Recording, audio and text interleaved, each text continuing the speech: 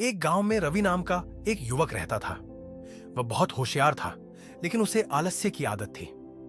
हर काम को कल कर लूंगा कहकर टाल देता।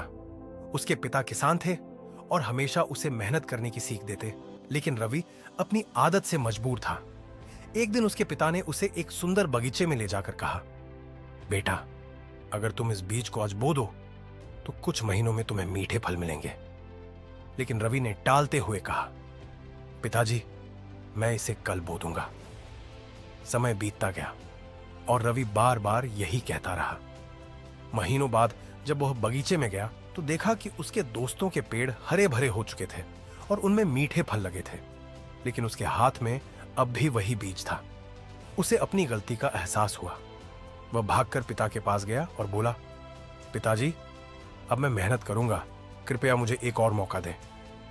पिता ने मुस्कुराकर कहा, समय पर किए गए कार्य का ही फल मिलता है। देर से बोए गए बीज से कभी समय पर फल नहीं मिलते। उस दिन से रवि ने आलस्य को त्याग दिया और मेहनत को अपनी आदत बना लिया। कुछ ही सालों में वह गांव के सबसे सफल व्यक्तियों में गिना जाने लगा।